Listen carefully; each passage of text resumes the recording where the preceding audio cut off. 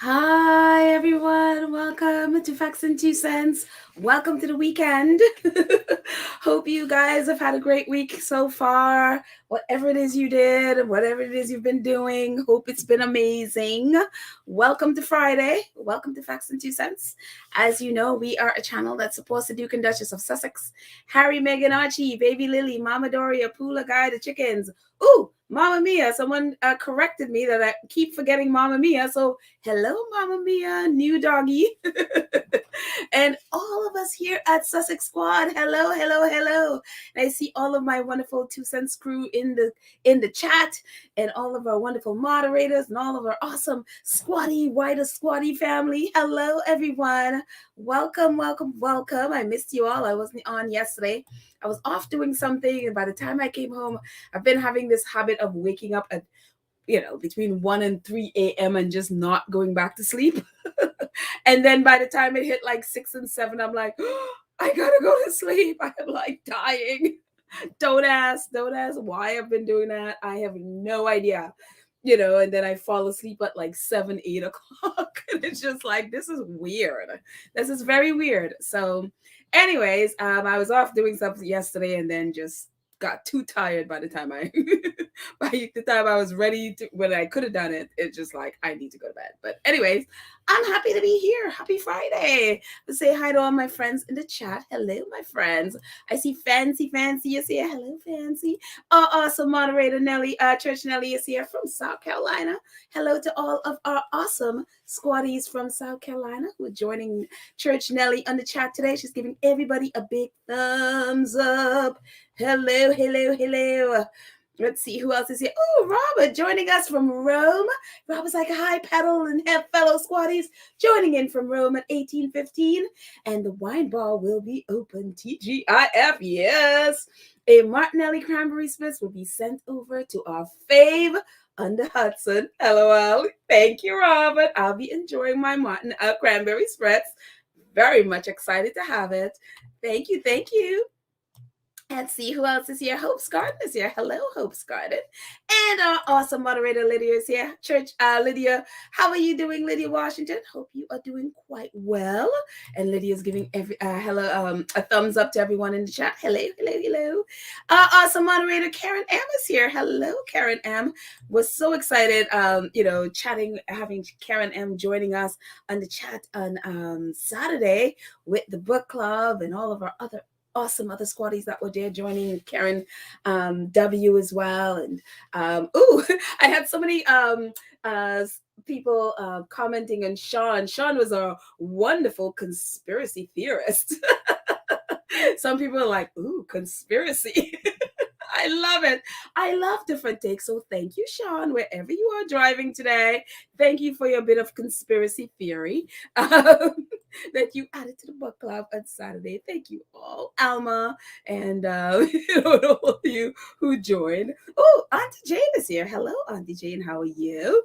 Alma Andrews. Hello, Alma is here as well. And Verda Sanchez is here. Hello, Verda. How are you? And who else? Oh, Kenitha's here. Hello, Kenitha. And Andrea. And Mad World. And Emma Jane. Oh, all our friends are here. Let's see who. Oh, Connie is here hanging out with us from Switzerland. Hello, Connie. And Melissa. And oh, thank you, Connie. Always supporting. Thank you for your super sticker.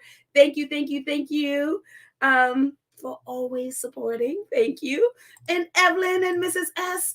And all of our other friends will say hi to as we go along. But I'm so happy to hang out with you. Oh, yeah, I see you there, Dale. I see ya. Anyways, our faves, they're quiet, doing their thing, hanging out. And of course, people are trying to mind their business, especially Meghan. Like, where's Meghan? What is she doing? Why isn't she on a book tour promoting Spare with Harry? Like, if Harry was on some kind of a book tour. Hello? Harry did 3 sit-down interviews at, 2 at Montecito. One of them looked like it was in the studio at ABC somewhere. I don't know, some studio. And He only traveled to New York to do Stephen Colbert. That's the only place he traveled to. So I was just like, what is wrong with these people? What book tour did Harry what book tour was he on? He just did a couple sit down interviews, most likely either at their guest house in Santa Barbara or somebody else's house somewhere, that it seemed like the same place he did it with Anderson Cooper, and he also did it with Tom Bradby. So there was no book tour. So I don't know what people are talking about. Like, why wasn't Meghan on this supposed fantasy book tour of theirs? I'm like, did I somehow miss us that there was a book tour? And what author brings their husband or wife to a sit-down interview that they're doing about their book? I mean, I've never seen one. It was just like, are you people crazy? Have you ever seen an author bring his wife so they could do a sit-down interview on his memoir? I mean, this is the stupidest thing I've ever heard in my life. But, stupidity reigns in the royal sphere of things, I guess. It's just nonsense. And again, they're just trying to, a lot of it is they're desperate to pin what all of the things Harry said about, especially the royal things on Meghan. So Meghan has not been there. So they will have no way of pinning anything on her because she's not visible. She's not there. So you only got Harry. So what are they going to say? This is the only reason why they're trying to do everything in their power to get Meghan to be visible so they can pin something on her, and they don't have it. So let them weep. I say, just let them keep weeping. Meghan is in her corner doing her bit, staying busy, working on her stuff. And will be very happy when that stuff comes visible. And I love how Meghan works. She's like, I don't work for you. I do not operate on your command. I march the beat of my own drums. And when I want to be visible, I will be visible. That's it. And until then, you can just weep. Go ahead. And I love it. I love it. I absolutely love it. But one thing we know that's happening is Prince Harry's got, it's so funny, in the middle of all of this spare stuff, we forgot Prince Harry had a day job. It's just like, all right, he's a CEO of a multi-billion-dollar company, isn't he? Oh, right. Yeah, we forgot. And I just absolutely love it. So, just in case you didn't already know, BetterUp dropped this on us yesterday for an interactive experience to eye-opening workshops and cutting-edge insights. Uplifting will bring together leaders and luminaries to do one thing: tap into your people's fullest potential. CHROs. And people leaders, March 7th to 8th in San Francisco. Register now. And so that's right. BetterUp, I mean, we remember the last time BetterUp did like a conference, online. Well, online and in person, I guess. Online conference thing. It was so inspiring. It was just like, it was just so awesome. And it was called, obviously, Inner Work. And I'm still, do my little inner work, make sure I go out and get my time and do my inner work stuff. But it was just so uplifting and so inspiring, and it was wonderful, and we got so much of it. So this time it's called Uplift. Great. So it's a 2-day seminar in March 7th and 8th. And they are going to be bringing together a whole group of wonderful folks. That's right. And among those wonderful folks, apart from Issa Rae, David Chang, Adam Grant, and Alexi, will be our own Prince Harry, along with Robin Arzon, Keith Farazi, Josh Burson, and many more. But our own Prince Harry will be there, very excited, and they ask, will you be there? So, squaddies, will we all be there? Of course we'll be there. Of course, many of us are around the world, so we can't be there in person. And one of the things with the conference is you can do it in person or online. So many of us who are not in San Francisco, I wish I were. I love San Francisco. I've been there a couple of times. I love it. It actually is very much like New York, like a small version of New York for me. So it's really cool. I like it. I mean, I wish I was in San Francisco, but I'm not. I am in New York. So will be watching online. And so it'll be fantastic. Says, will you be there? Uplift is an immersive 2-day summit where leaders, icons, executives have the opportunity to learn how to drive performance and support their organization's most important asset, their people. This isn't just another conference. Uplift is an elevated curation of custom content, insight from groundbreaking studies on resilience and connection, fostering innovation and agility for a thriving culture in times of uncertainty, and supporting managers by developing new mindsets, behavior, and skills. So it's going to be amazing. So if you own a business, if you planning to own a business, you're an entrepreneur, whatever it is you're doing, multi-million, billion-dollar companies, whatever, this can be for all of us. And for all of us, it means, like myself, who are self-employed and trying to, need some extra motivation and all of that stuff. Yeah, I'll be there. And I'm sure most squaddies will be there as well. And of course, our faves are there. So if you don't know who Issa Rae is, if you listen to Archetypes, Issa was one of Meghan's guests, and it's really exciting to see her now working with Harry and to see the partnership there. Of course, we saw Serena, and Serena did the Better Up conference with Harry last year, and so now Issa is going to be there doing that conference, and I was like, I love it. And so Issa was on the Archetypes episode. What was it called? I forgot the exact title of the episode. I'd remember in a second, but let me move my banner so I can read everything. There we go.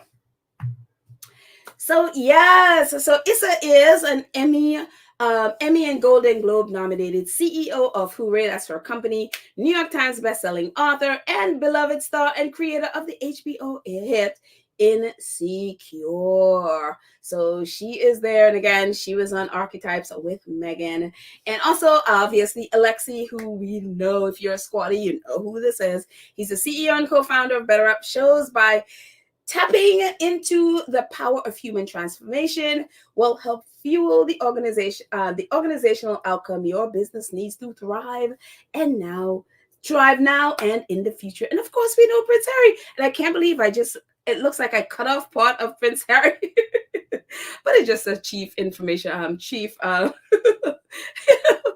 my gosh, I think I forgot I cut off the CIO part of there. Prince Harry, the Duke of Sussex, is the husband, father, humanitarian, military veteran, mental health advocate, and environmentalist. And they need to update this, like #1 best-selling author. Hello.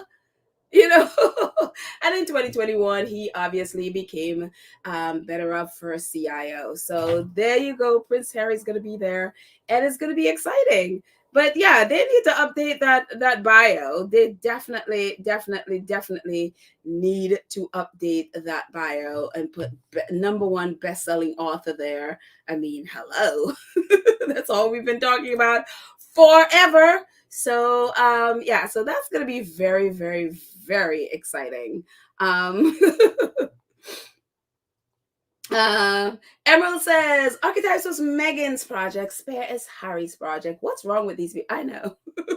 I would say there are many, many, many, many things wrong with these people. It's crazy. It's just like, hello. It's just like, I'm like, what did you see Harry out there promoting? I mean, Harry was on Archetype for like I think the first episode where he, I think he popped in and said hello or something like that. But that was it. You don't see Harry was, Meghan did a couple of interviews and stuff like that. And, the interview was there at their house and he popped in. But it's just like, this is who brings their wife on a, sit down interview, on camera, sit down interview. Just craziness. But I guess that's what they thought that will happen. And again, they literally just want to blame Meghan. It's just all that they want to do. And so if they don't have Meghan to blame, like, what are they going to write about? Exactly. They have no idea. They have no idea what they're going to be writing about. So it's all Meghan's fault. So Anyways, hang on 1 second. Thank you, Emerald. Let's see. Amma says, thank you, Petal, for saying it, saying it. It is saying it the way it is. Harry has always said it all. Has already said it all. Yeah, he has. Exactly. um,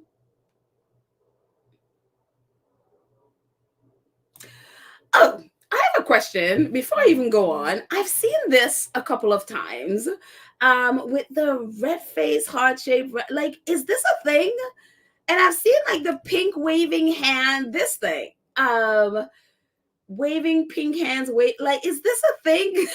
I've seen it quite a few times now, and I keep wondering. I'm like, is that a thing that I just don't know is a thing?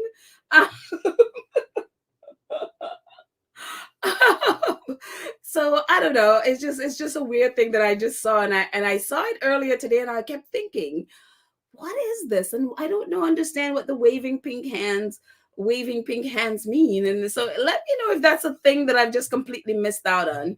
But oh, I was trying to remember on archetypes, Issa Rae, she was on the episode about the angry black women or angry black woman trope. So that's the episode that Issa Rae was on. So just in case you want to go check out archetypes and which episode she's on, it was a really incredible episode. So definitely check it out. And it was her, and also Ziwe was on it as well. So really, you will enjoy that. If you haven't heard this episode before, definitely check it out. But I'm so happy again that she is going to be there with Prince Harry on at that seminar. And again, most of us are around the world, so we're not going to be there. And so if you're in person, there it's almost $1,000. It's $995. And of course, I'm sure the British press is run with this. Oh my gosh, Harry is doing a seminar and you have to pay $1,000 for it. I'm sure that's out there already. I'm sure that's a headline beaming around the world from a British press. But again, virtually is nothing. So I'm going to go to the nothing part of it, because again, we're not in San Francisco, and I'm sure there are going to be parts of it. And I hope, maybe the part with Prince Harry's not going to be live. I don't know. But hopefully, even if it isn't, they would give us a little taste of it. But the whole seminar should be amazing. So I am absolutely looking forward to it. And again, virtually there is no cost. And I already registered, so I'm going to put the link in the show notes for anyone who wants to register. I saw it yesterday and I registered right away. So I'm like, this is going to go like hotcakes. I'm going to just register right now. So I did. And again, what we've been talking about for the last how many weeks, Spare's #1 New York Times bestseller, and again, just about every bestseller in the world for print and ebooks, obviously combined. Spare is #1. And I love, I love how Sussex Squad jump in there. And even though it's like, this is all the New York Times did, I love Sussex Squad, their creativity over here. And so Casual Memento, who's a squatty, obviously, Sussex Spartan, Meg Hive, that's the name there. She did this whole design on the right with both Meghan's book, The Bench, and Spare as #1 bestsellers. And I was like, oh, thank you so much. This is so beautiful. So I want to give her credit for, or him or her, I don't know if it's a girl or a guy, but it's a Casual Memento at Kajol Memento, a squatty on Twitter who put that together. So thank you for this beautiful little get up here with Spare and The Bench. So congratulations to our best-selling authors. Can you imagine? It's like 2 #1 best-selling authors in the same house. And not only that, #1 documentary on Netflix. And it's just like, they are amazing. And again, that's for people who claim like, oh, they're having those things because they are royals and that. I was like, no. Their content is amazing. Their content is what is keeping it and getting it to #1. And it is so amazing. One of the things that I have been noticing with Spare and with, the documentary is how many different institutions, organizations, and all of those things are benefiting from what they got from Harry and Meghan. That it's not just, oh, it's, quote unquote, royal gossip, but so many different organizations, whether it be Fortune 500 businesses, whatever, schools,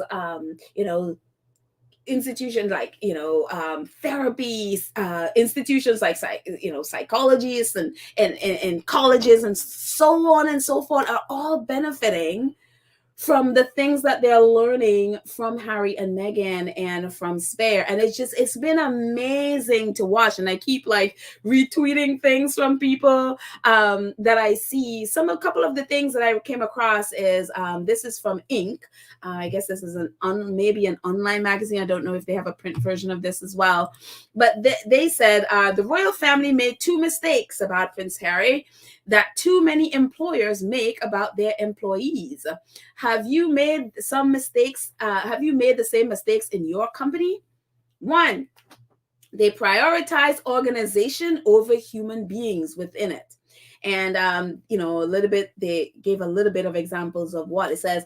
The British monarchy seemed to have believed for more than a century that the most important duty is preserving the British monarchy, one of the 5 oldest currently in place. This is understandable when you consider that throughout the 20th century, one European monarchy after another was toppled by its subjects. In fact, Charles's father, Prince Philip, was a member of the ousted Greek royal family. Many questionable decisions, including the decision not to rescue their cousins, the Romanovs, from death in Bolshevik Russia, were made in the name of preserving the British monarchy. Again, prioritizing the monarchy over people. And obviously we see that so prevalent in, its relationship with Harry and Meghan. It's like, let's preserve the monarchy. Let's destroy the humans. And it's just like, mistake number 1. And then mistake number 2 was they assumed Harry and Meghan had no other choice but to stay there and take abuse until they die in misery. And example says, very few who have been born into this life or married into it have ever voluntarily left. That may have given the royal family the mistaken belief that whenever the sovereign and or government decreed will be unquestioningly obeyed by members of the family, even if that obedience breaks their heart. Consider what happened to Queen Elizabeth when Queen Elizabeth refused permission for her sister, Princess Margaret, to marry the man she loved because he was divorced. Rather than defy her and perhaps marry abroad, the couple broke off their engagement and went their separate ways. And we all know what ended up, this plus other things, I'm sure. We all know how Princess Margaret ended up, a broken, drunk, addicted, just misery upon misery upon misery. And so it's just, I'm glad that people are talking about it and getting these kind of lessons from it. And again, this is, talking about employers and or company and employees, the danger of prioritizing the business over the people who you're supposed to be taking care of. And it's like, again, you want these people to help you to build your dream, but you don't want to take care of the person. And that's why so many people are quitting jobs right now, left and right, because it's like people are realizing that, oh no, if you don't have my best interest at heart, why would I give the best years of my life to you? And again, also too, a lot in this country as well, organizations just assumed that people just had no other choice, and they'll just take the abuse and the low pay and all of that stuff. And Harry and Meghan are like, no. If you don't prioritize me, you don't prioritize my well-being, you don't prioritize my safety, you don't prioritize making sure that I have the money to take care of my business, then again, why should I stay with you and invest in you? And so I love that. I love that they're getting this from Harry and Meghan's example. This is what needs to happen. It's kind of like Harry and Meghan like opening in the eyes of people and you think this would be like Oh, of course, But again, whether people, their eyes were open and it got closed for some reason and they got comfortable, I'm glad Harry and Meghan, they're learning this from Harry and Meghan, in their example of what they chose to put up with and what they're like, nah, we're not doing this. We're going to forge our own path, make our own money and become millionaires and watch us take take you over. So good. I'm glad that they're learning that, you know. Also, all other people are learning again. Entrepreneurial college.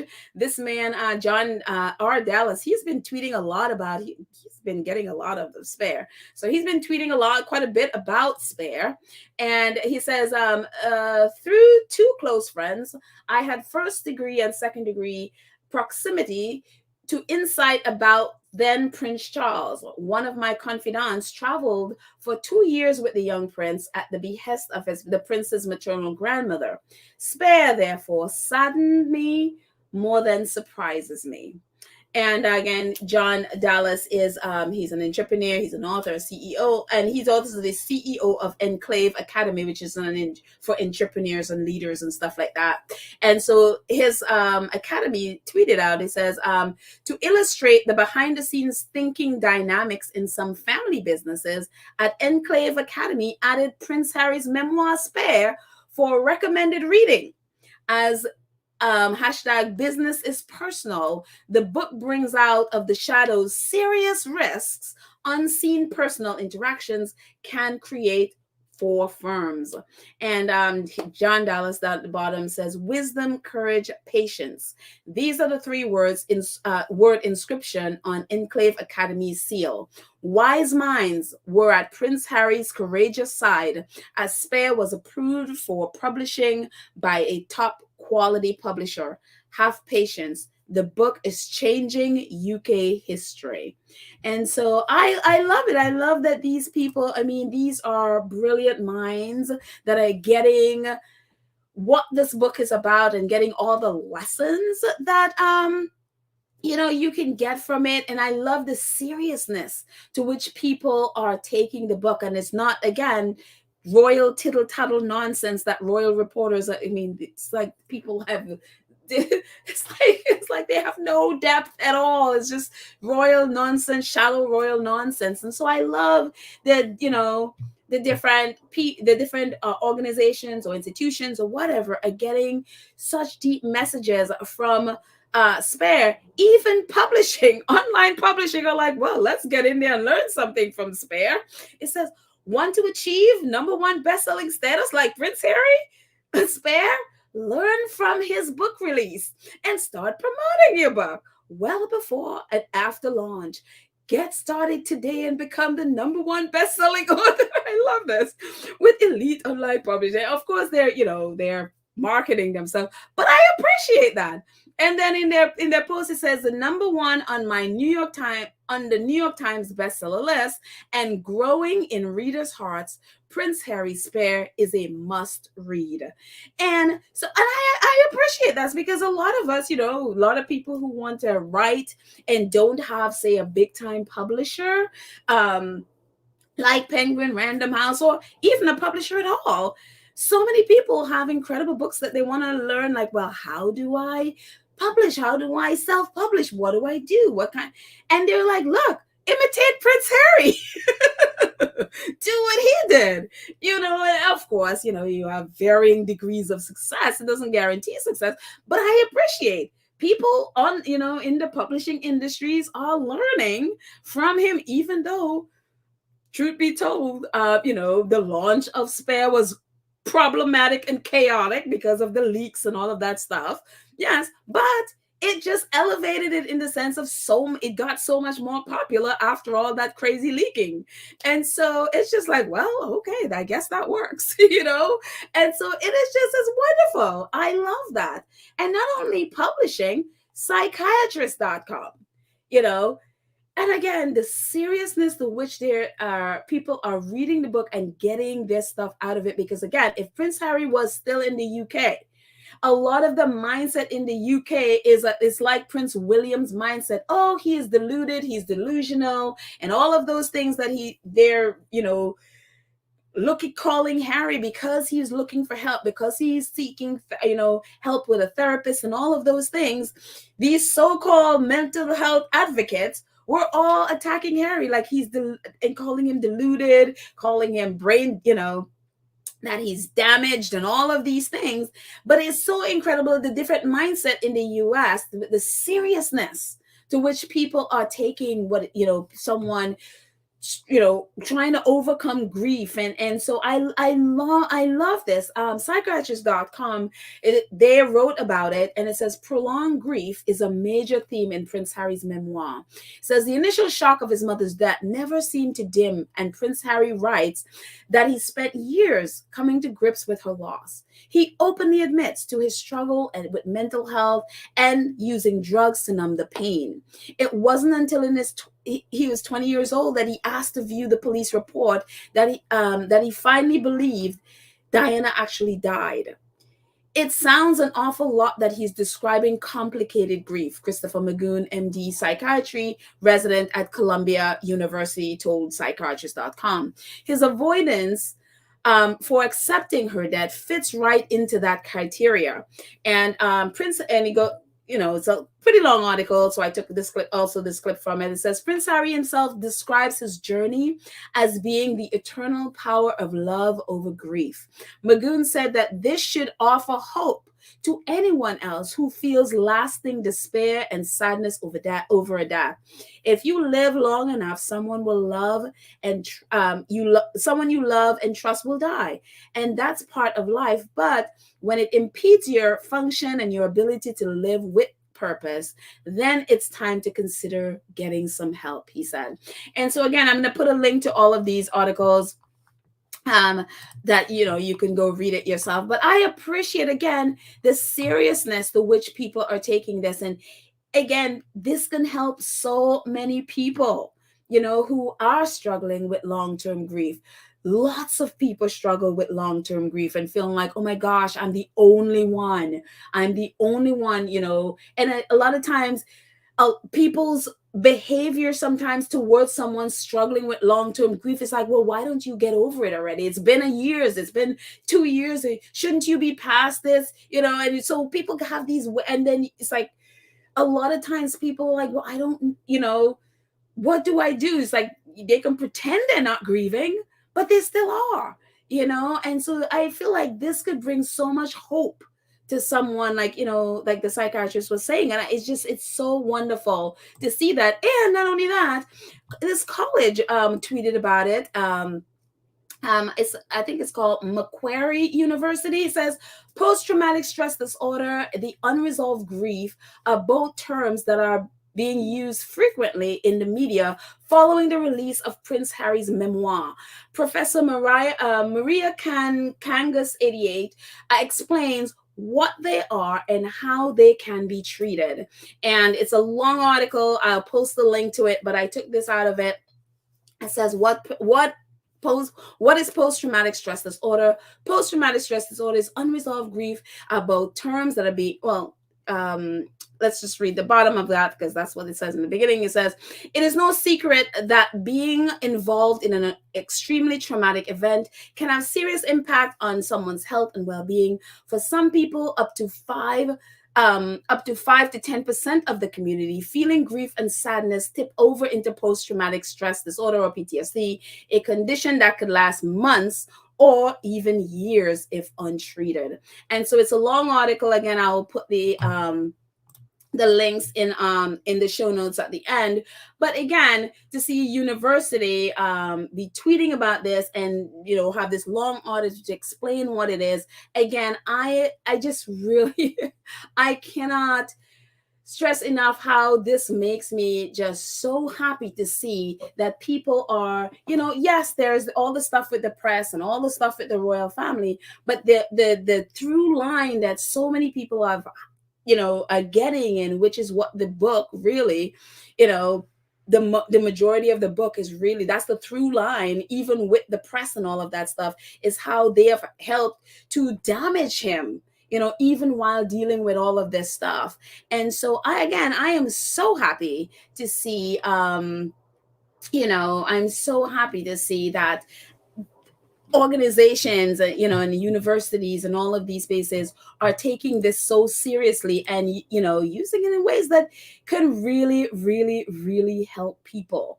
And so I am just like, kudos, you know. So I'm gonna jump in the chat for a second. Let's see what else is I have here. Okay, we'll come back to that in a second.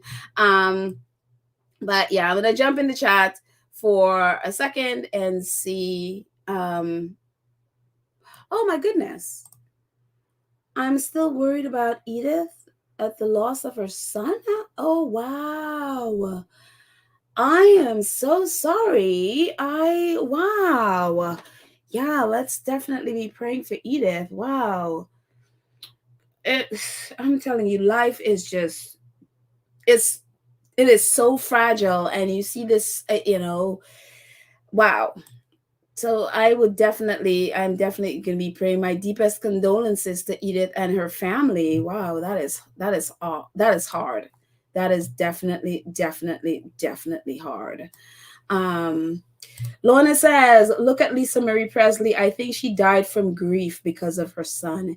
Yeah, that's what a lot of people were saying, because her son, I think he died a couple of years ago. I think it was in 2020, I think he took his life. And yeah, that's one of the things I've heard. I mean, I don't know as a mom how, you know, people always say you expect your kids to bury. You don't expect to be burying your child, especially at such a young age. And so that's what I've heard a lot, that she died from grief. Wow. Church Nelly said, oh, she's talking to Connie Balmer. Her son, Edith's son, died of blood cancer several months ago. She's been struggling. Wow. Yeah, guys, please pray for Edith. You know, of course, I mean, anyone would be struggling with that. Anyone would be struggling, you know, to have a child pass. And so, yeah. Wow. Thank you so much, Church Nelly, for letting us know. I had no idea. Wow.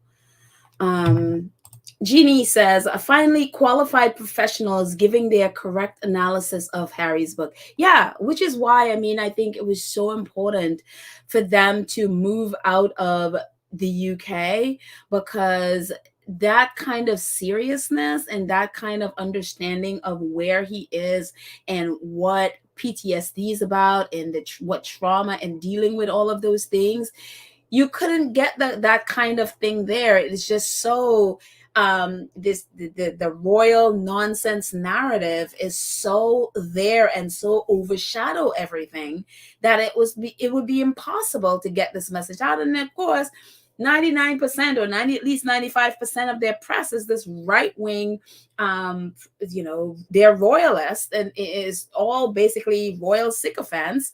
They wouldn't be reporting on this. You know, it's all about, oh, Harry is, you know, upset the queen, killed the queen, abandoned the queen, you know, shunned the queen or the king. I mean, this is all the nonsense that they would be, you know, or at least the king now, the queen is gone. But, you know, even though she's gone, I'm sure they would come up with something where he did something to the queen, you know, especially Meghan. So you wouldn't get this kind of seriousness. And I think this is why it's so important that they were able to move away from that island, so that they can be able to, that people can get the message and hear the message that they're, you know. So I love that. And it is so important. Let's see. Hi, Carlene. How are you? She's like, happy Friday, Pella and Squad. He's busy at work, but listening on replays. Love you guys. Love you too, Carlene. Thank you for checking in, and have a fantastic day at work. Let's see. Let's see what else. Yes, again, the pink waving hands. Somebody please tell me what that is. Again, I am not caught up with all of these things. Kathy Gabby says, spare may well become required reading in college psych counseling courses. Yeah, and so, I mean, you know, for those of you on Twitter, I don't know, I try to retweet every time I see something from a college or a professor, or, you know, even like a reporter or anything, like a therapist, whatever, I try to retweet them. So I'm sure, if you're on Twitter, you may have seen quite a bit of them. But so many people, and especially, not the, as Christopher Booley says, the Canal Street bookmarker, blue checks, but, legitimate blue checks, people, like, reporters and stuff like that, and authors and stuff like that. I try to retweet them as much as possible, because it's like, again, if they were in the UK, that message would be so garbled up that it wouldn't get out, So I am so happy that they are out of there.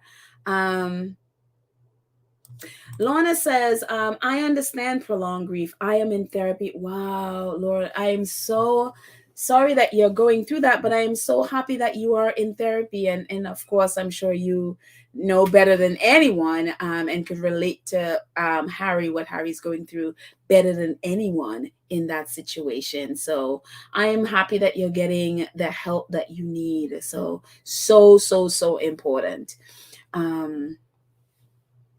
Let's see. Joseph Bruno says, just imagine how well Spare would have done without the premature release in Spain. I know. But, on the flip side, I think when that happened, yes, there is the hubbub in the UK. And I think it would have done better in the UK if it wasn't tainted. And a lot of people, like, now we don't, you know what I mean? A lot of, especially the right-wing ones, are taking what the tabloids say and refusing to read it and all of that stuff. But it is still the number one best-selling, memoir and all of that stuff in the UK. So it's selling better than any other book ever in the UK. But I think, like The Me You Can See, because the tabloid were able to muddy the water, a lot of people a lot of whom need this book, they just the way they needed The Me You Can See, have decided to not, including some vets, who were going after Harry without even reading the book. And honestly, a lot of them need this book, and so it just, and I hope that, they are able to see through, and we're able to cut through all the nonsense and be able to read it to, hopefully it helps them. But yeah, outside of the UK, it actually, it increased, according to, people who watch, like, that sort of thing. When it leaked, it increased. People started searching for the book. I think it was about 200 times more than they were searching before those premature release. So I think it really piqued people's curiosity that weren't really, paying attention when they started hearing, some of the leaks. And so, outside of the UK, I think it just, blew up. But within the UK, I think it harms some who may have probably otherwise would have read it. But yeah, let's see.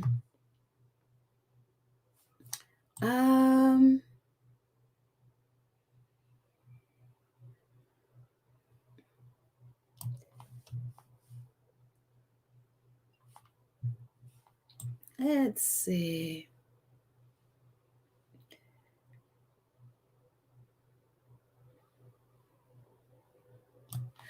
Litlane. Hi, Litlane. Can someone address this Candace Owens woman, please? First of all, she's affecting my mental health.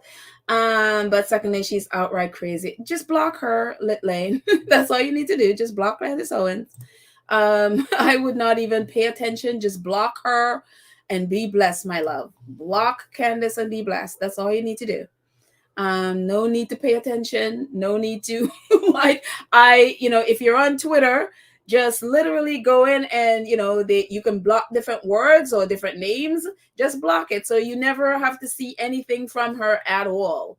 If you're if you go browsing YouTube, I don't know if she has a YouTube channel, I have no idea, but just avoid. Just avoid. Yeah, so there is no reason to address her at all in any sense of the word. Just simply block. And yeah, there are just some people trying to address that. Is there is no point. They're not going to change, so there is no point. It's kind of like what I do with the orange one. I just literally just block them. I don't need to have them in my space at all. So yeah. um Fate says Harry was brainwashed by the institution. That is why they were so confident he would never leave. Yeah, exactly. Exactly. And especially the fact that, they have the press on their side and all of that stuff that they can use as their weapons. Of course. Absolutely. Why would they think? Not only would they not expect him to leave, they wouldn't expect him to out them. They would not expect him to call them out for their relationship with, the media and all of those things. So they were, other than Princess Diana, they were definitely not expecting that from Harry. So there you go. Let's see. Let's move on and see what else we've got. Oh, there is this. Well, yes, the British press. It's so funny. I love the community in Montecito and Santa Barbara, because again, these are people, they're professionals. They're not here for the British tabloids, who are, and not just the British tabloids. We saw the Guardian sending an a reporter to Montecito to talk about, go to people's bookshops and be like, oh no, it's only 30 books. And it's just like, why are you in Montecito? Why are you sending people to harass Harry and Meghan's community? But I like the Santa Barbara, their take on things. The SantaBarbarian.com, they said, they're referencing or tagging the Daily Mail at the bottom there, claiming that only 30 books sold of Spare in Santa Barbara from this tiny bookshop. And so the Santa Barbarians, they responded like, they know Montecito is tiny, right? Like 4,000 homes, many of which aren't used around year round. And there are other bookstores nearby. There are digital downloads and online ordering, always taking digs at Prince Harry. Make them all look small. Why so obsessed? Thank you, Santa Barbarians. That's why everybody says, like, why are you so obsessed with these people that you're going to be coming to a tiny bookstore in Santa Barbara to find out about books sold? I mean, this is or at least Montecito. This is a community who a couple of weeks ago, they were flooded out. People are trying to get their lives back together and not go buy a book. And if they need to buy a book, hello. Go, I mean, yeah, yes, there are people that go to bookstore, but the majority of people buy their books online. It's ridiculous. And I love this. Apparently, British press have been also trying to join the Montecito community on Facebook. And so they posted this stuff to the British press, who have attempted to join this page. Here is our community statement. You better find some new news, because you will quickly find we do not welcome foreign press here. No one will sell out or talk to the press. We don't care who you are or where you come from. If you are our neighbor and act like a neighbors, we support you. No other community circles it's wagon quicker than 93108.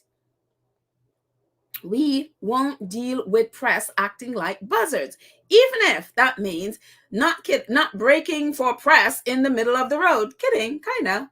We'll honk first, meaning like, yeah, we might run you over. But yeah, and so I love the fact that, this is the small community that, is in Montecito. They're like, no, you're not going to join us. We're not going to talk to you. And so it's, again, the idea that these people are journalists, that they're not. This is a racket. This is like, you are basically harassing the community. And so I'm like waiting for those people in Santa Barbara to be like, look, and block all of them from even coming into their community. Less we're asking them. So it's so ridiculous. It is absolutely so ridiculous.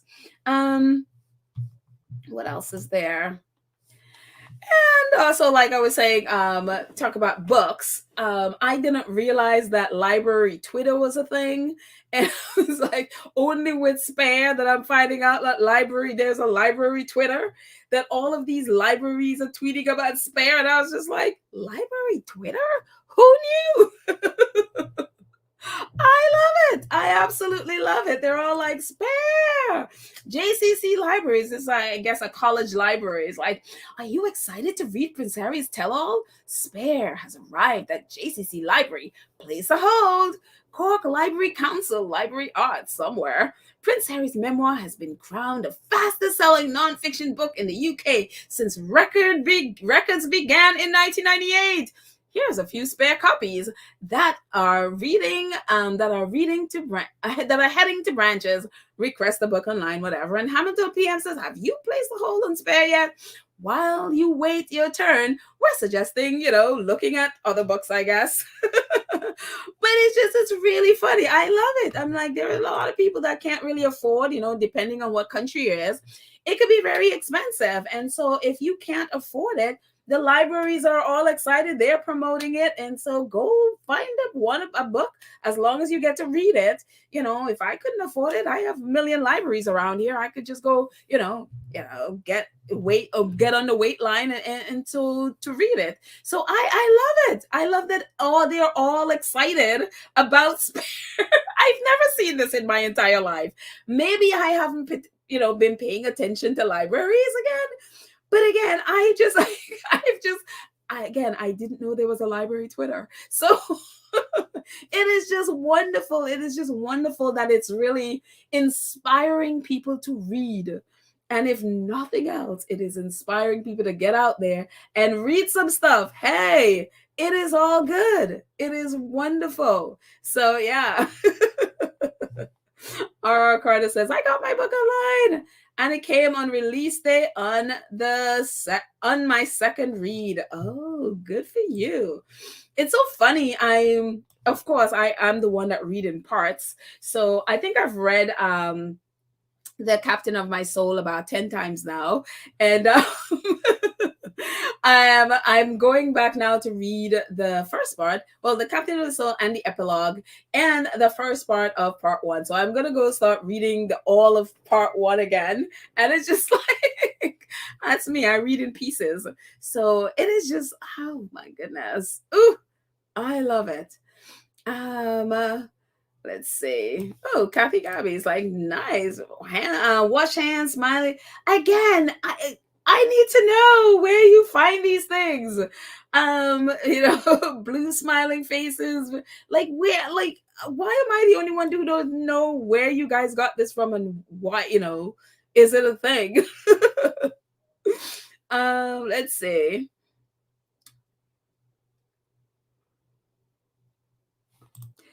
Church Ellie says that there was a line at Barnes and Nobles when I picked up my 3 copies, but regret not getting Spare in large print. Oh, so there are large prints and small prints. I had no idea. Thank you for that information, Church Nelly. Huh, who knew? Let's see. Faith Miller says, Harry's not just going after the press for himself. He can only speak his truth. Others who have been abused by the media need to speak out. I'm telling you, there need to be so much more of a vocal presence, people speaking out. Yeah, you're so right. Harry can't do this. He can't fight this by himself. They cannot carry, because whenever people hear his lawsuit, it's like, yeah, you go, Prince Harry. I'm like, no, you need to be speaking out too. He can't do this by himself. You have a whole nation of 50 million people, many of you who see what the press is doing. Y'all need to lend your voices, your money, and all of that stuff to helping to fight this. So many people are just sitting on their hands. So, yeah.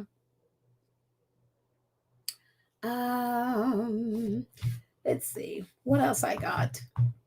Thank you so much, Faith Miller, for your comment. So let's change the subject from wonderful Prince Harry's wonderful work to this mess. We've talked about Prince of Wales, Prince William of Wales. Um, this, oh goodness. So we know what happened in December. They were in Boston for their major Earthshot Mess, and it was this big grand affair, And one of the things we talk about, and is the big issue that surrounds that whole mess is because they came all the way from the UK for whatever reason to come to Boston to have this grand Super Bowl, according to them, Super Bowl moment, and inviting all these celebrities, none of whom, by the way, live in Boston, and all had to fly into Boston, including David, what's his name, football guy. Flew him in all the way from Qatar because he was at the World Cup, and David Beckham was at the World Cup, flying all the way in to Boston. These people are really, really eco-friendly here. Fly him into to their grand celebrity event. And then the big issue was they did not think to invite the people who this big event was supposedly about. None of the people, these people at the top who were supposedly the winners, had to beam in from wherever they are around the world, while all of these celebrities are kicking up their heels at this green carpet event in Boston that basically nobody cared about. And so this weekend, apparently, they finally invited these people off to the 15 finalists, and I guess including all these people, to Windsor to have like this, guess like a weekend, I don't know, retreat, whatever it is there. And it is just so ridiculous to me that one, and I'm going to put this on all reporters who report on the royal family and who don't, that the fact that this ridiculous stuff happened where they, again, Earthshot Prize is this multi-million-dollar, thing that they're supposed to be giving $1 million to all of these people who won, so that they can work on their initiative, so it can do great things in the world. Whatever. We found out later that they're not getting that all in one lump sum. They're getting it sparsed out. So the people who apparently won last year only, I think this month, started getting their money. And so this group of people are not going to start getting their money until probably next year. And so apparently they brought them in so they could meet with businesses and all of that stuff who could invest in whatever. The fact is that this whole Earthshot Mess was supposed to be that you're bringing these people in and they're getting $1 million to go off and do the great things they're doing in the world. They took all that money that suppose they should have been investing in these people and doing whatever they're doing to bring a whole team and have this whole mess in Boston that nobody cared about, flying a bunch of celebrities. Again, nobody lived in Boston, so they all had to fly in, and not invite the people that this whole mess is supposed to be about. And on top of that, you're bringing this thing and you're thinking, and they're talking about all the great things they can do in all over the world, wherever these people are. And, especially if you're the royal family, your main focus is on what's going on in Africa and all the things that, that they need to be doing in Africa to make sure our environment is safe and all of this stuff. But what they're not addressing, and even as these people are in the UK right now and they're environmentalists and all of this stuff, one of the big things that the royal family, Prince William and Prince Charles, have never, ever, ever addressed is what is going on in the UK right now. And one of the things that's going on, and we've talked about this, it is a messy, is what is going on in the UK, the waters in the UK right now. And this article dropped today. Surfing in sewer. British windsurfer quits for Spain over water pollution. One of the world's leading windsurfers has quit the English South Coast for Spain after describing training near her home like surfing in a sewer. Sarah Jackson has won 2 world championships, 2 silver medals, and ranks second in the world in her slalom discipline. The 24-year-old has been forced to relocate, however, due to the conditions of the water at Hayland Islands windsurfing hotspot in New Hampshire. This being Britain where rainfall is very high because I have to train in all weathers, there are some days when I'm basically surfing in sewer, Jackson said. That's not just unpleasant, it's actually health threatening. But it opens my eyes to the problem of pollution in our waterways, not just from the sewage, but from chemicals and plastics too. And we talked about this last year, where literal raw sewage were leaking into the waters in the UK, like brown sewage, raw sewage. And one of the things that has never happened with all their mess about Earthshot and the environment and all the things that people need to do that they're not doing, by the way, Prince William and King Charles have never once addressed this, ever. Not one word from them about literally sewage in being literally leaked into the water. Pumped, really, not leaked, but pumped, deliberately pumped into the waters. And so for me, it's just the ridiculousness of all of this stuff. And you're like, wait a minute. You have these people there that supposedly just brought in all these people from the world to come do this big summit at Windsor, these environmentalists and all of that stuff. And these people have never once addressed this right in their backyards. And people are now literally bathing in poop. And so for me, I'm thinking like, any royal reporter gosh, they all want to say, oh, I'm a journalist, whatever. I'm like, why have nobody addressed this with them? Why has nobody brought up the fact that they are pumping sewage and British people are bathing in sewage, and these so-called royalists get away with having these nonsense, Earthshot nonsense, and King Charles and I'm not saying all the stuff they say is nonsense, but it's hypocritical.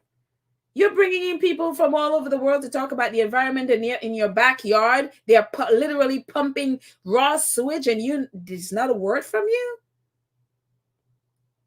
And nobody addresses that.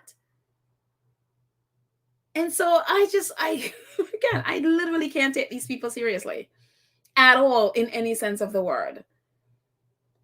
And even, so-called, reputable royal reporters, I'm like, why haven't you not written about this? Why haven't you not challenged them about this? So, and it's so, for me, if I were one of these finalists, whatever, I would want to know, like, you didn't invite us to this big event that was supposed to be about us, and now you're inviting us to Windsor where nobody cares. It's hardly anywhere in the press. It's like anywhere. And it's unbelievable that they're using these people, they're using their talents, but then really all of it they're doing is to pump up themselves. And they're not addressing real issues like this.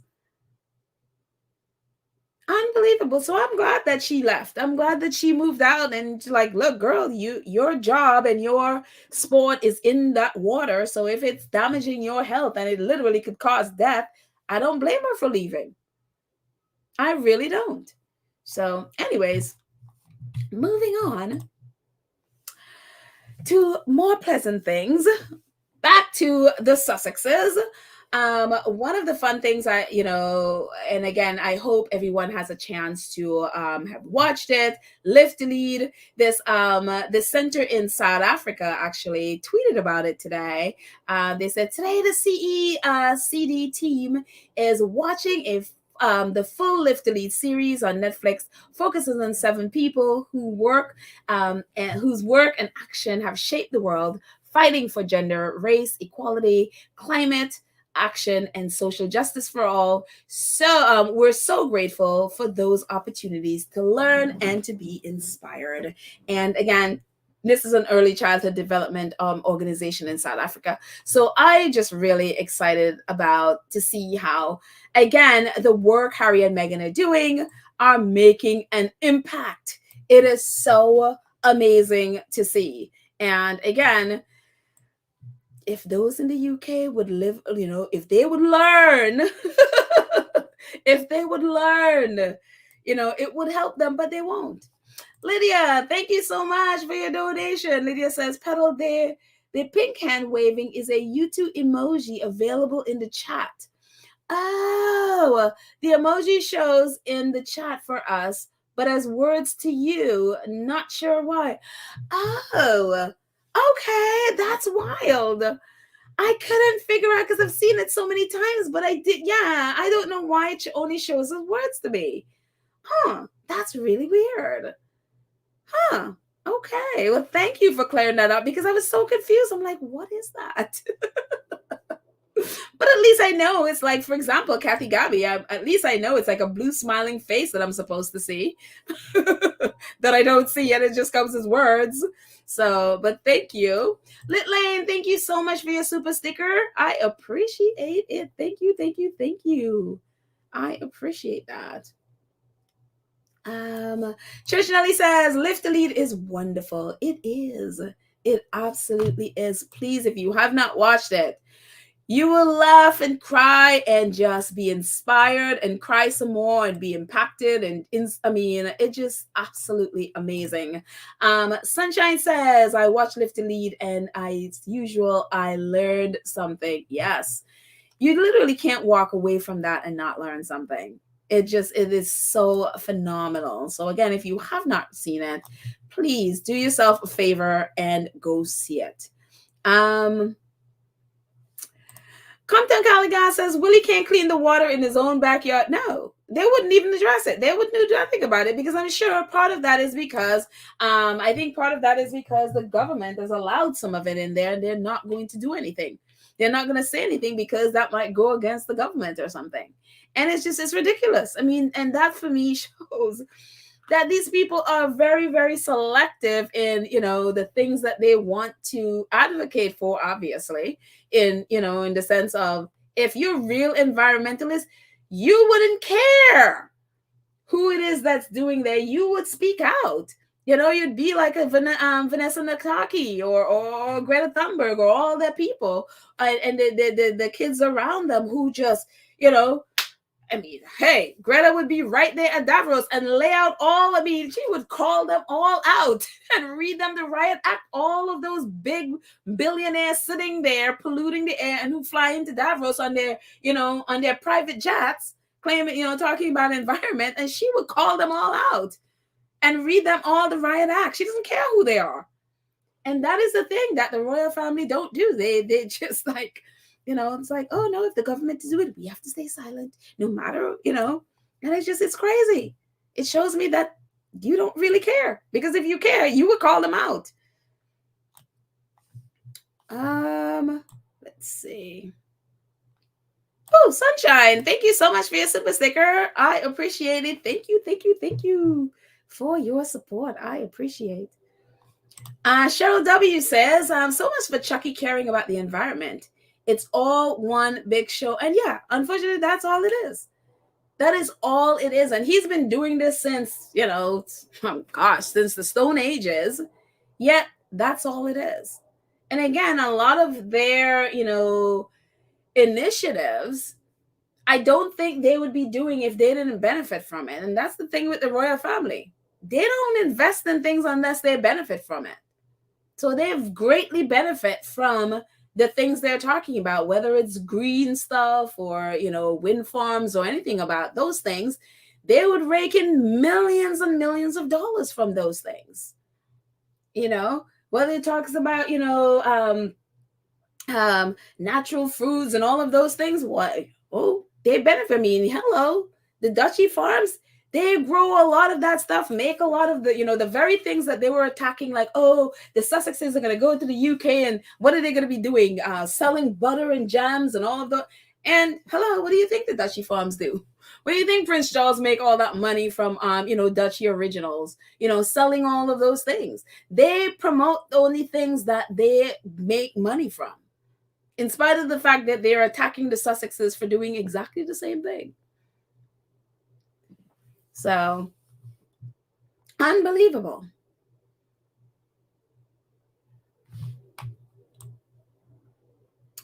Cookies and Cream, our awesome moderator, says, the View is at it again with misinformation. They said that Harry's book proved rumors true that have been floating around that the Sussexes announced the news of Meghan's pregnancy at Eugenie's wedding.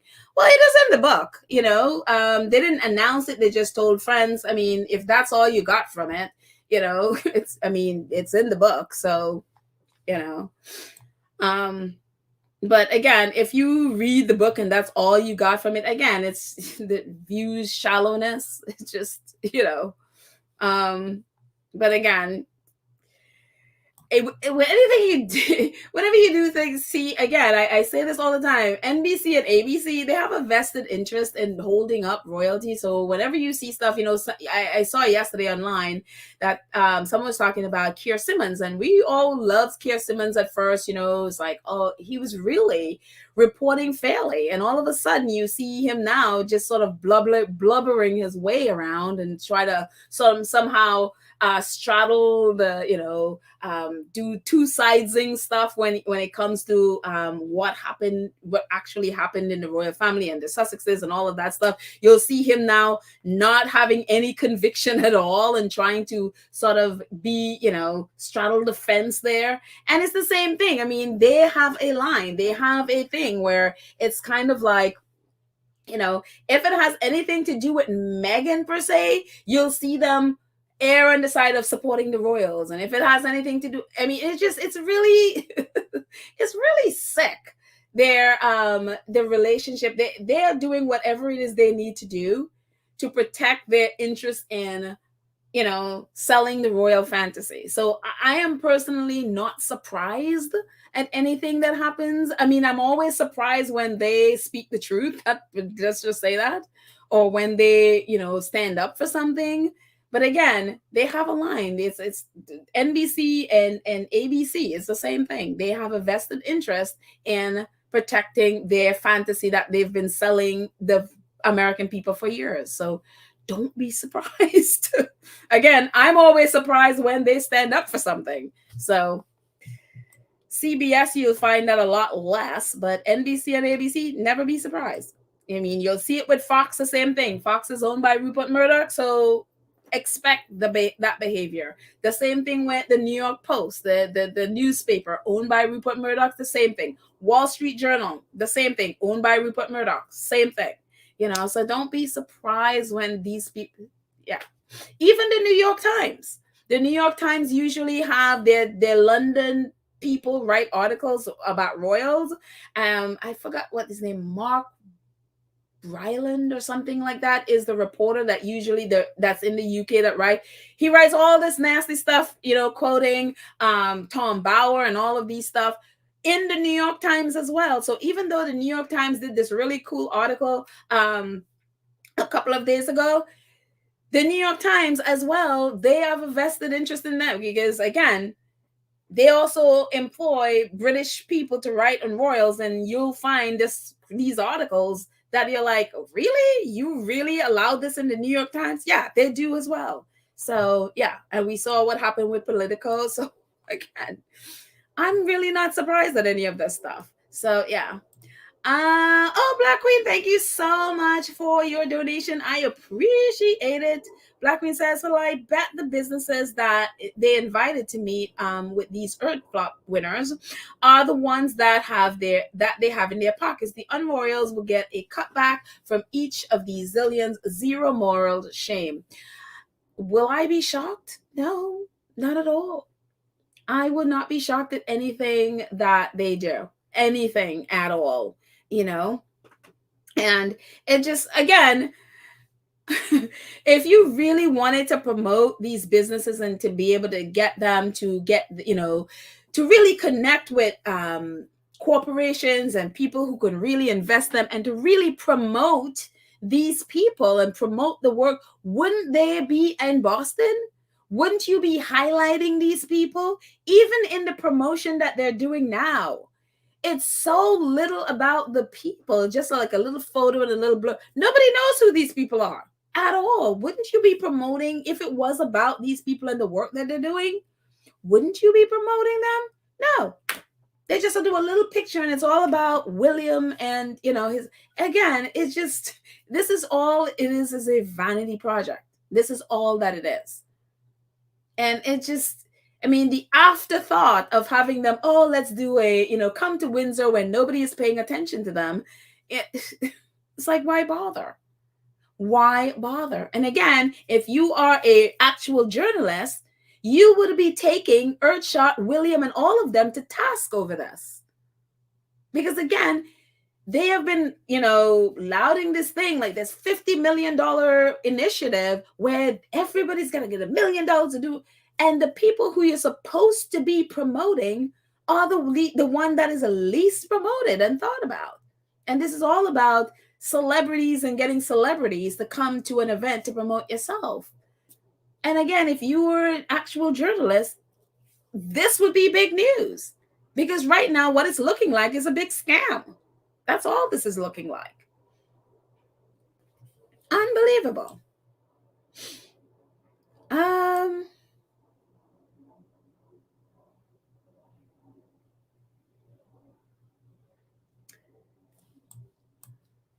Moving on.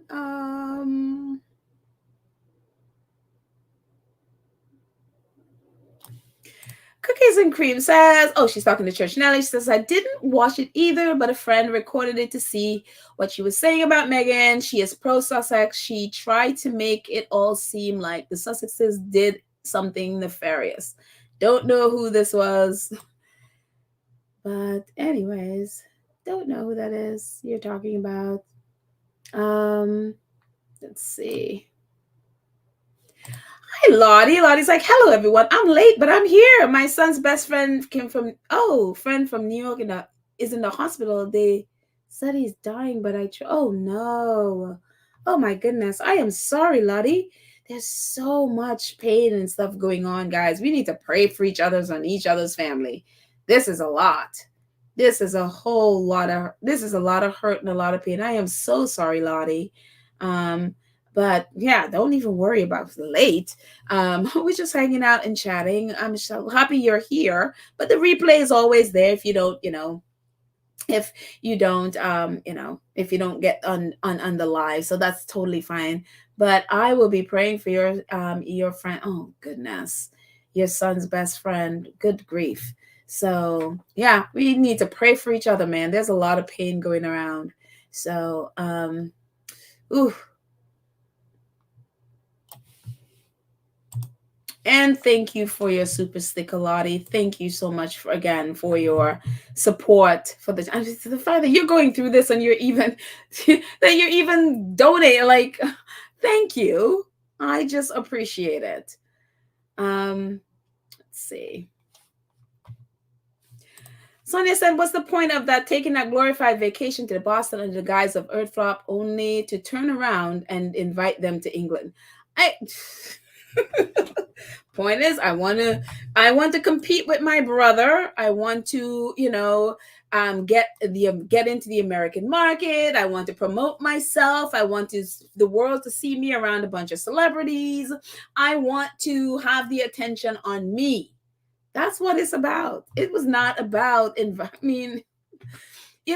the thing with, I would have loved to interview the people, the celebrities who were a part of that, because I would want to ask them, isn't it weird that have you gone to an award show where the awardees, the people who are supposed to be, there are some award shows where the person who, was nominated can't be there because they're shooting a movie or they're sick or something like that. But have you ever been to an award show where the people the nominees were literally not invited? Isn't that weird?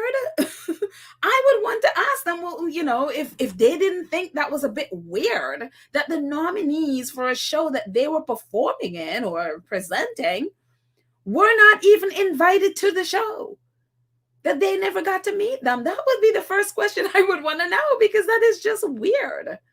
That never happens. So amazing. And maybe I'm just too nosy, as a reporter, but it's like, geez, these are questions I would want to know. It's like, stuff that I would want to expose.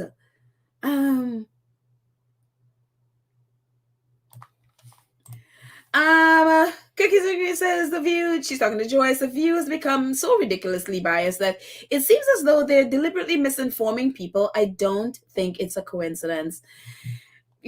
When you don't know and haven't read stories and you just get a talking point, that's usually what happens. That's usually what happens is it's what the British press does. They don't read a story to understand it. They don't read context or anything, and they just deliberately misinform. And that's what that's what gossip is, and that's what the View is. I mean, for me, I think that show has long passed the shelf life. I think that show needs to go. I don't see what the value of it is. So it just, yeah, I mean, at this point, I just think they are just phoning it in. They get a paycheck. We'll just come in and talk. I don't really have to understand context. I don't really have to read stuff. I just get a talking point and I just sit there and talk. And for me, that is just completely unacceptable. And again, that show is long past when it's supposed to be on television. Let's see what else I got. Oh, Nelson Mandela's granddaughter is, she did this interview and spoke about this recently, and now she is getting it into a bigger outlet in the UK. And we talked about it a few weeks ago, when we remember where first an Australian outlet and then Camilla Tominey picked it up, claiming that she has attacked the Sussexes and that she is upset that they're using her father's name in a way that is that doesn't benefit the family and all of that stuff. And so she really oddly enough, Fox News fact-checked Camilla Tominey and this other reporter about that story, and where Nadlika, I hope I say her name right, Mandela, was saying, no, that's not what I was saying at all, and you misrepresent what I was saying. So now she has it in the Independent, and so this is a little bit about what she said. Some of it she said before, and this she went into a little bit more. She says, in reality, first of all, it says, it is time to tell the truth about Harry and Meghan and my grandfather, Nadlika Mandela. And so she says, again, I'll put the link there. She says a lot, about them misquoting her, and it is a lie that she supports the Sussexes and she supports the work that they're doing. And she says, in reality, I greatly admire Prince Harry and Meghan Markle for their courageous commitment to defending those less privileged than them, vulnerable people, women, people of color, and I welcome the Nelson Mandela Foundation's brilliant partnership with them on Live to Lead. And I celebrate the inspiration that Harry and Meghan take from my grandfather's legacy for their social activism. Further in the article, she says, the same voices that want to impugn Harry and Meghan want to silence the rest of us who are still fighting for the values my grandfather stood for that. For them, speaking of the realities of Britain's role in the transatlantic trade is taboo. The scale of atrocities committed by the British Empire is to be expunged from history's memory. Admitting the ongoing challenges in the institutional racism should be banned from schools and universities. And so she, again, she went into a little bit more, and she's a lot more forceful in this article than she even was in the Atlantic when she wrote in there. But she is like, yeah, they're doing that to attack the same people attacking the Sussexes, are those same ones who want to basically hide Britain's role in the Atlantic slave trade, etc. And so it just, I appreciate it. She would not let this drop. She would not let it go. She obviously is very upset that they used her and used her words to attack Harry and Meghan, and she is making sure that everyone knows it. So Camilla Tominey, yes, And so good for her. Good for her for not backing down, and good for her for not letting this go. So, and calling them out for exactly why they're wanting to use a Black woman and her Nelson Mandela's legacy to attack Harry and Meghan. So good for her. I'm glad she did that, And so, of course, we want to end a little bit with Invictus Games is doing this incredible rowing from California to Hawaii. 40 days and 40 nights. These four men are going to be rowing from, I don't know, I mean, pray for them, pray for their safety. It's going to be dangerous in every single way, but they are going to be 40 days and 40 nights straight from California to Hawaii to raise funds for the Invictus Games and the Invictus Games Foundation. So it's going to be amazing. And so I'm assuming Harry might be at the starting line to wish them off as they go off, because again, they're going from California to Hawaii. And it is amazing. Like, the Invictus Game is delighted to support the fundraising brothers, and a couple of them are brothers, in Oars, undertaking one of the toughest races on the planet in aid of international wounded, injured, and sick service personnel veterans. Taking place June 23rd, four-man crew will embark on the Atlantic campaign inaugural Talisker Whiskey Pacific Rowing Challenge, a 4,500 kilometer row across the Pacific in support of Invictus Game Foundation and Blue Marine Foundation, in hopes of raising significant funds to support both charities' work. So again, and it goes on more. I'll put the link so you can read all of it. But again, if you, definitely, if you want to support, I'm going to put the link there so you can go ahead and support. And the brothers are, the international group contained brothers Oliver and Harry Amos, along with friends Paris Norris and Barney Lewis. And Harry, who twice served in Afghanistan, and he went on to talk about that. But again, I'll put the link. You can read the whole. When I first saw Harry, and I was like, "Wait, Prince Harry?" And it's like, "Oh no, different Harry." So again, it's called Road to Raise. Then again, they're raising funds. And so again, Invictus doing all sorts of things, raising funds, doing great work. And so yeah, it's really wonderful to see. And finally, Spoutable is almost here. Spoutable is gonna be to next week. We're going to get Spoutable. Christopher Boozy's alternative to Twitter. I'm like, I am so over Twitter.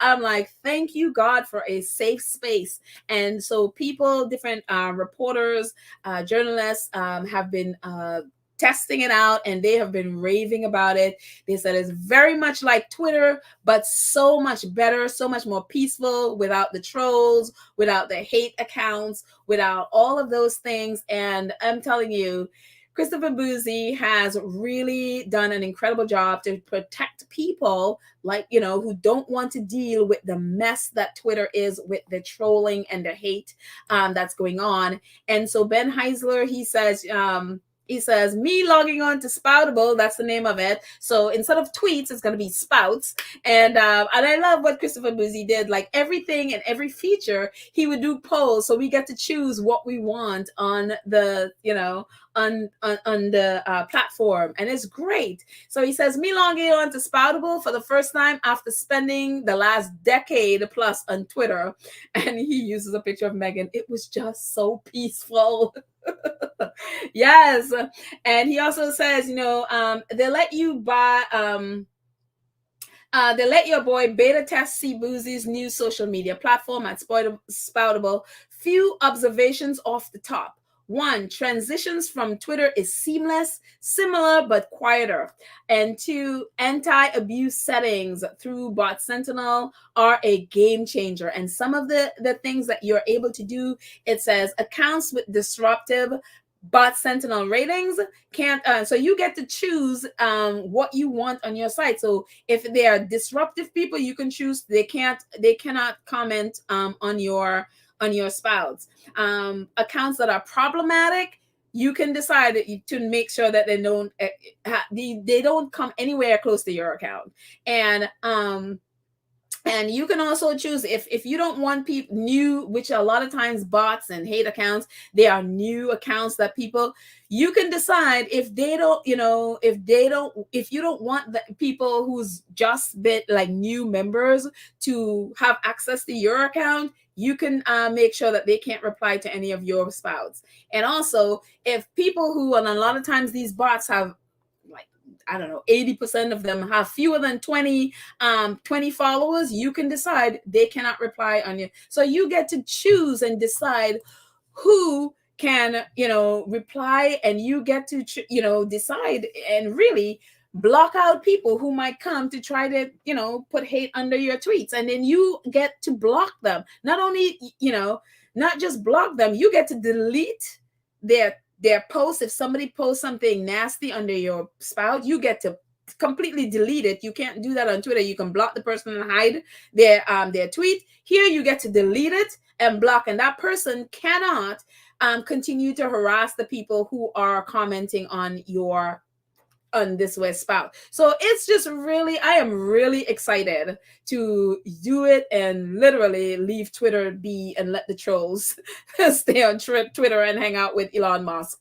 So I am very excited. I am so grateful. And again, this is a Black-owned business coming out on Black History Month. It's actually going to start February 1st. It is just amazing to see, what Christopher Boozy, this man who is not, just really wanting people to be able to be on social media. Basically, Spoutable is going to be what Twitter should have been. And it just I'm really excited about it. And to see it's, created by a Black man who just wants us to have a peaceful time online. Thank you. And so I just, hopefully that inspires more and more Black men and women to, to create. There's also Black Twitter created by a Black woman. So, to see women and men to rise up and be like, you know what, we don't have to put up with the hate and all of that stuff on Twitter. We don't have to put up with that stuff on Facebook, who is now letting Trump back on Facebook and Instagram. We can create our own spaces and not have to deal with that. So I am just really excited. I am so grateful to people like Christopher Boozy, and I forgot her name, who created Black Twitter. She's a Canadian. And so men and women just rising up and be like, you know what, let's do our own thing. So yeah, and it's great. So kudos, very excited. So I'm going to stay in the chat for a bit before we end. And yeah, that's all I got, I think. That is all. Yep, I think that's all I got. Yep. Oh, yeah, just final one. I love when people just tweet about Meghan's Meghan's quotes. North York Women's Center says, today, Wednesday, this was Wednesday, comes from Meghan Markle, Duchess of Sussex. Meghan is a vocal feminist and uses her role as a member of the British royal family to continue supporting women and women's rights and social justice. And of course, we know this. Women don't need to find a voice. They have a voice and they need to feel empowered to use it. And people need to be encouraged to listen. And one of my favorite Meghan's quotes. So, I'm going to stay in the chat for a bit. And then before we end, Joanna says, trolls will screenshot your message, then pass it along their circles and send new people into your DMs to troll you.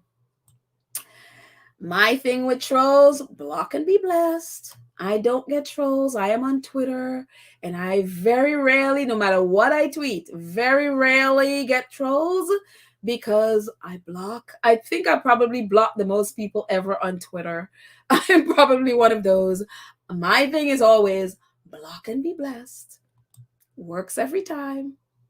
Some people rather mute. I'm like, I'm not even playing with mute. I just don't want to hear from you, see you, nothing. You are blocked. That's my motto. Block and be blessed. Let's see. Cindy Powell says, Earthshot is blind leading blind in a line dance. Say that again. Goodness. And dumb leading dumber. I would add that in there as well.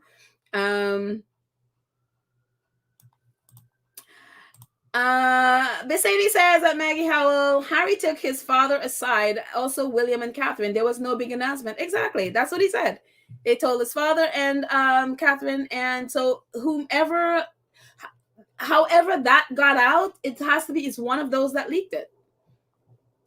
Because those are the three they told, and then somehow that got into the press. The only reason they got into the press are the three people who have been leaking this whole time. They all leaked it. So there you go.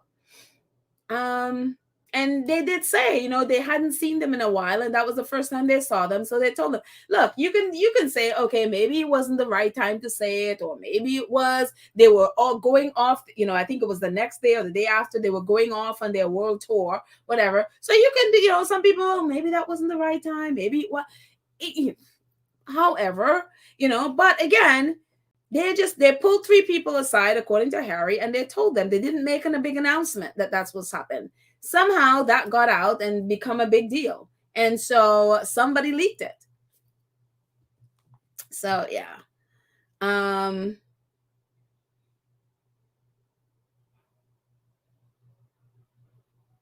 Let's see.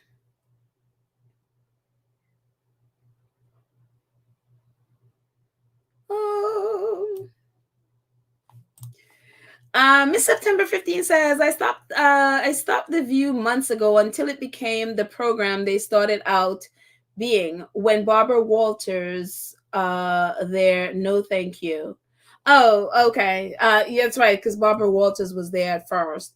Yeah, it's just, I don't see what the value of the View is. I really don't. I mean, maybe it's still, I mean, I haven't watched television in a while, and I've only seen clips from the View when someone posted on Twitter, and I don't. So, but even then, it's just not something that I find specific, really valuable in any way, or they're not really, they're not talking about anything that some people don't know. It's just a bunch of people sitting around talking about stuff that everybody knows, and so I don't see what the value of it is.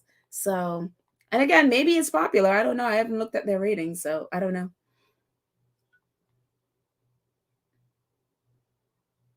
Um, Black Queen says, I hope British participants were treated better this time around in regards to their transportation. I know Harry will ensure it happens. British. Oh, you mean for Invictus Games? I hope so. I definitely hope so, because we know last time they had to travel in a bus, and that wasn't good. So I hope, I hope that they, at least don't have to travel to Dusseldorf in a bus. That would not be good. So yeah. Let's see. Diana says, I would be careful about Chris Boozy. Has multiple lawsuits for misinformation and illegal activities. That is incorrect. That is not true, Diana. And that is a lot of trolls, the same ones who claim that Daria is that Daria is a convict and all of that stuff. So that is not true at all.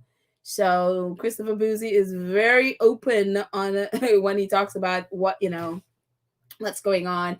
He has yeah, that is not true. Let's see. And the funny thing is, even with that, it's kind of like, we are on Twitter. How many lawsuits does Elon Musk have again? It's unbelievable. I mean, literally this last week, two companies, one of which is the Crown. By the way, the Crown in the UK, the royal family, the Crown. The Crown literally is suing Elon Musk for, I think it was £8 million or something like that, whatever it was, for rent on their building that they rent in the UK. The same thing, San Francisco, their building in San Francisco, whoever the landlord is also suing Elon Musk for rent that he has not paid. Elon Musk has been sued all over the place, and including salaries that have not been paid for Twitter. So if we're going to talk about lawsuits, I mean, how many lawsuits are against Elon Musk again? And how many lawsuits again against Facebook? So yeah, no. Even if he does, so hello. So if lawsuits is the standard, then we're gonna have to talk first about the ones that have the platform now, and how many lawsuits that are filed against them, including, again, the Crown suing him for lack of paying rent. So yeah. Let's see. Maggie Howell says 407 pages in spare, and the View picks out the baby announcement to talk about. They had to find something negative to talk about. Again, exactly. Exactly. If that's, you could read that book and that's what you got out of it, then there is no reason for me to pay attention to you. Literally, there is no reason for me to pay attention to you because you are of no value. So again, my question is, what is the value of the View? I can't see what it is. So, and if you are ABC and that's what you're paying, I'm assuming with all of their salaries, millions by now, I don't see what the value is. So, Compton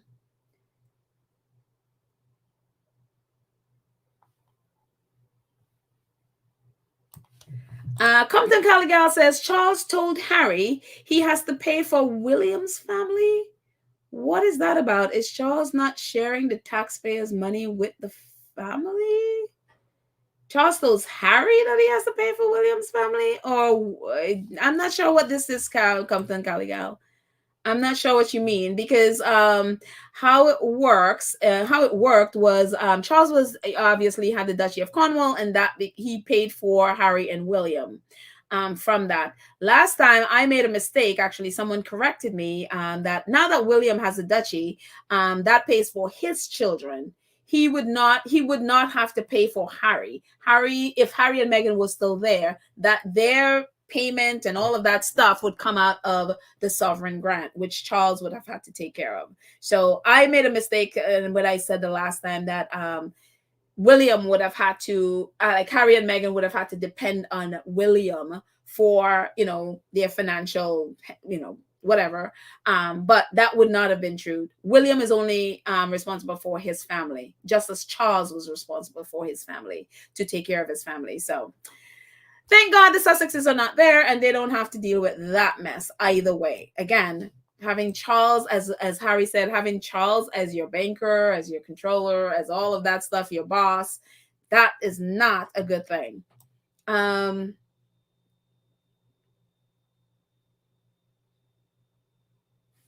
Cheryl W says it is the people in their ear that is running the View. Those ladies should be ashamed of themselves. I mean, yeah. Right now, it just seems like it's just a paycheck. And I devalue. It really just seems like it's a paycheck. And so every time I turn around, and somebody's like, Whoopi says something else, or Joy said something, and it's just like, what is the point? It's just like, what is the point? That something that irks someone or something was inappropriate, and it's just like, yeah. Sunshine says, I think William craves the attention that Harry receives in the USA. People see the goodness in Harry and not in you. Yeah, that's why they were in Boston. That is why they were in Boston. He wants attention. And it's so wild. It's always and it's so, after you read Spare, you really see the competition even clearer, that everything Harry does, William needs to compete to have. And it's like, you have so much.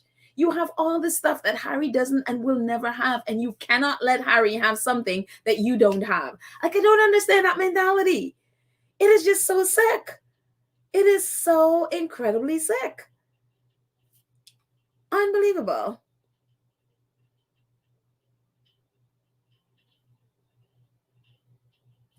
Lottie says, Harry said that Charles told him he couldn't pay for Meghan. He had to pay for William and his family. Yeah, basically Charles was pretending like he was poor. And if you remember in the book, Harry says, well, is he trying to say that, with all the millions that he has from the duchy, that he can't pay? And Harry was even like, look, Meghan could make her own clothes. I was attempted to say Meghan can make her own clothes and she doesn't need all that much. Charles is just cheap. He's just being cheap. They make millions from the duchy. They may have all this other investment. They're the biggest landowners. And you're telling me you can't afford to pay? It's ridiculous. It is absolutely ridiculous. Cheap and racist. Unbelievable. And again, they wanted Harry to just be Harry. It has struck me too how often William, when Harry is talking about, marrying and stuff, and especially marrying Meghan, is like, it may not happen, it may not happen, it may not happen. Why would you say that to your brother? Because he wants Harry alone. He wants the third wheel. He doesn't want Harry to he doesn't want Harry to have a partner. He wants Harry fully available so that Harry could fall under the bus and be thrown under the bus for him. It is so selfish. So selfish. Unbelievable. Judy says, no pedal, not cheap, mean. Yeah, I absolutely. I absolutely agree with you. Mean spirited in every sense of the word. Unreal.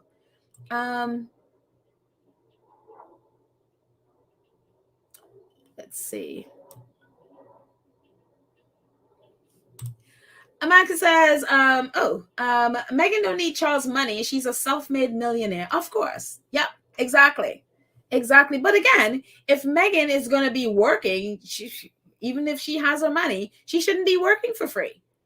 And I'd love to know, and I'd love to see if Meghan really got paid for the work that she did for the royal family. They haven't really addressed that part specifically, but I'd like to know if she really got paid, because why should she work for free? Kamta Gallagher says, Whoopi mad because Meghan stayed with Harry and took the heat, unlike her, that ended her relationship because of the black face and to keep from being canceled. Oh, really? I didn't know that. I had no idea. I didn't know she ended a relationship because of that. Ooh, I wasn't paying attention to Whoopi and her mess. Let's see.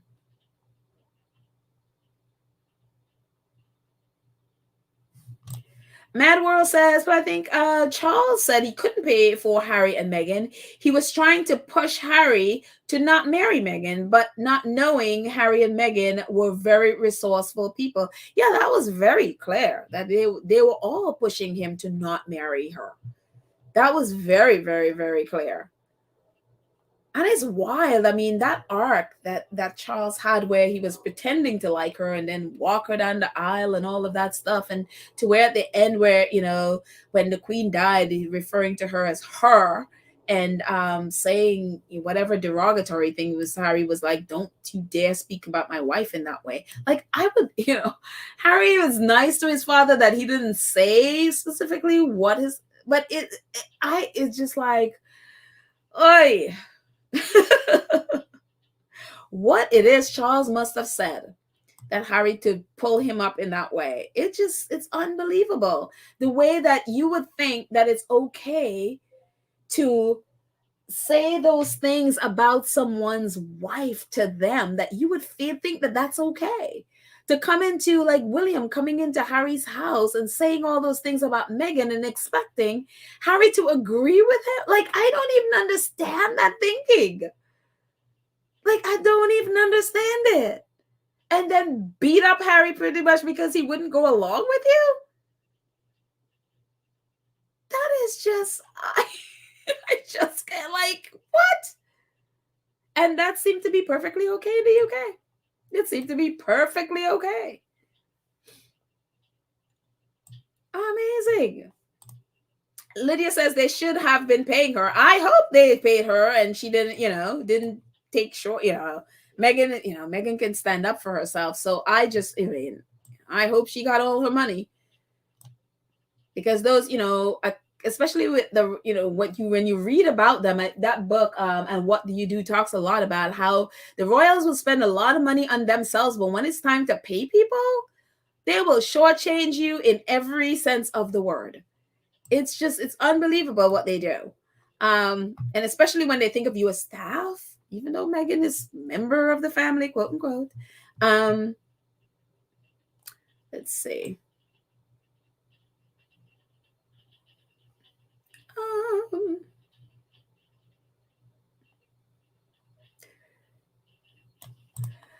Joanna says, in Spare, Harry says she does palliative care for people at the end of their life. Does she also teach yoga? Do it, Doria. I only meant that there are a lot of stories. Okay, yeah, she does. I didn't realize until Harry said it about the palliative care, but she does do yoga. Doria is amazing. What a great mom figure for Harry to have. And it seemed like they really have a great relationship, and he calls her grandma. I talk about someone who needs a mom figure, and Doria just seems just the most wonderful woman. So God shined on them. So let's see. A few more before we end. My thinking exactly, Sonia. Sonia says the view has no value of no value, complete waste of time. Yeah, I mean, even if I had the time, I wouldn't waste it on the view. I really just wouldn't.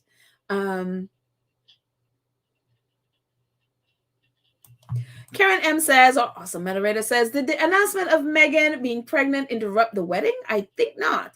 And again, yeah, they didn't make an announcement. They just pulled her Charles and William, and actually it was just Charles and William is the one that says, to tell Kate. But it was just Charles and William they told, according to Harry. And so, and then, they told Kate, and that was it. They didn't make an announcement or anything. But again, who leaked that to the press? That is the thing. Who leaked it to the press? And I appreciate Harry is just being honest, and he just says it because it was out there. He said, and again, some people might think it's fine. Some people might not. Then it's like, look, it's a wedding. It's somebody else's wedding. It's not something you do. And either way, it's neither here or there. Either way, it's you're not wrong, because again, somebody's wedding. It's about them. It's their day, and I could totally understand that. I totally understand that. And some people feel like Harry and Meghan were wrong to do it, and that's totally understandable. Because again, it is Eugenie's day, and maybe another day would have been best. Harry and Meghan are not perfect, and I'm glad that Harry put that in there, because it shows they make mistakes. It could just be a mistake for me. I wouldn't have done it personally. I would have been like, okay, this is, but again, they didn't do it. They didn't make an announcement, oh, Meghan is pregnant. They just pulled two people aside. But somebody took it upon themselves to make a big deal out of it. And then, and then it become news.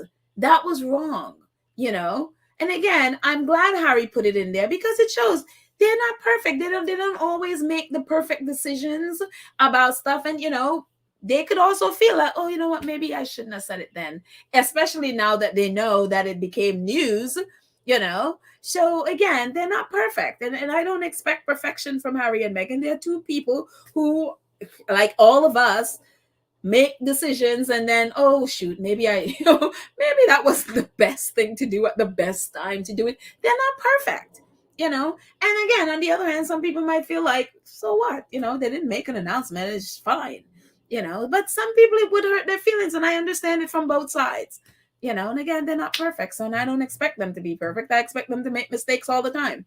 That's how we learn as people. We learn by our mistakes. So let's see. L Brown. Hello, L Brown. Have I seen you here before, L Brown? I don't know. But if you've been here and I haven't noticed you, I'm sorry, but welcome. L Brown says, I have noticed in the last half of 2022 was Meg's time to shine, and 2023 Harry's time to shine. So it seemed they take turns promoting their own work. Yeah, exactly. So true, because most of the last half was archetypes, and it was all Meghan. And then December we had both, and they didn't promote the docuseries at all. They just dropped it and let it be there. And then now is Harry's. So there you go. And that's how it's great. It's like they both allow each other time to shine and be the star, and they both have each other's back, and that's how you have a healthy relationship. It's not competition. So yeah. April May says they're trying to attack Boozy to try to discredit his findings. They still haven't produced proof. Exactly. I mean, there's even this crazy YouTube lawyer that's like, oh, we're gonna, that Christopher Boozy keeps outing him just about every day with his nonsense. But it's like he put out all these reports about trolls, as we know, we've talked about a lot of them here, and including some accounts on these hate accounts on right here on YouTube. And they hate him because some of them, they got blocked on Twitter, they got their accounts suspended, and YouTube had demonetized some of them, one of them or two of them, they've completely taken off their platform and all of that. So they're angry, and so they're coming after Chris Boozy in all sorts of ways with all kinds of nonsense, which none of them have given any evidence for. So it's just like, expecting. And again, if your barometer is that, people have filed lawsuits, well, again, how many lawsuits does Elon Musk have again?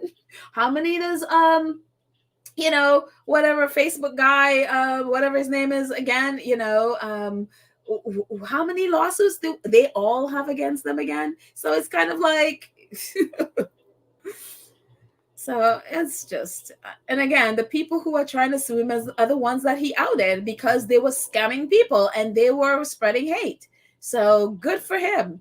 That is good trouble. If you want to sue me for outing you for trolling and lying on people and causing hate and chaos and people's mental health to be damaged, if that's why you sue me, that is good trouble. That is what you want to get sued for. That is good trouble. So there you go. Good for Christopher Boozy. Black Queen says, Compton Gallagher, I do hope so too, as well as TK Maxx. Loss of revenue is what they deserve. Yeah, I mean, TK Maxx, again, these people are just unbelievable. They will put their company at risk for the nonsense of monarchy. Amazing. But anyways, let me get one more before we end. It's after 2. Karen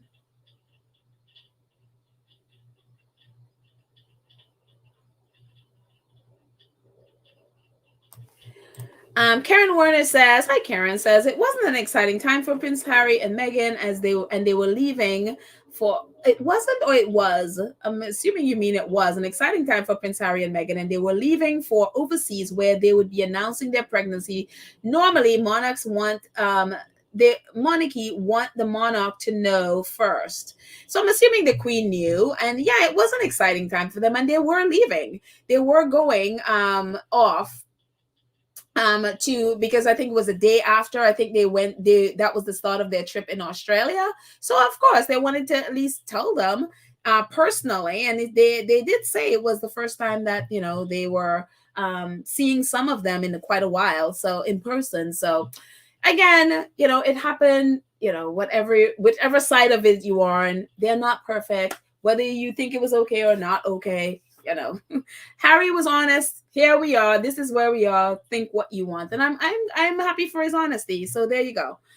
With that. So anyway, and yes, Karen, you are so right. Whichever way Prince Harry and Meghan couldn't win with their announcement, exactly. But in all, announcement of all, their wonderful baby boy is here. Wonderful Archie is here. That's the wonderful thing about it. And so we love Archie no matter how it was announced. We love him. He is here doing amazing things with his mama and papa and baby sister Lily. So anyway, guys, that's it. That's all I got. Thank you guys so much for hanging out with me for the last couple hours. Thank you so much to our awesome moderators, Lydia, Churchinelli, Karen, Emma, Cookies and Cream. Thank you so much, all of you, for hanging again. And all 694 friends in the chat. Thank you guys so much. Thank you to our 2 Cents crew who support the channel monthly. Thank you, thank you, thank you, thank you, thank you. And to all of our other supporters, our Gold Star supporters who support here, as you can see during the chat, the super thanks, super stickers, donations, and all of you who support either PayPal, Cash App, Thank you, whoever support by purchasing merchandise. Thank you all so much. Again, if you are new here, and I'm going to put my banner back up, please go ahead and subscribe to our channel. And please, if you're here, 697 of you, of my closest friends, please go ahead and click the the like button, and please go ahead and share our share the episode, share our channel, and if you're able, please join the 2 Cents crew. So again, thank you guys so much for hanging with me, and I will see you next time.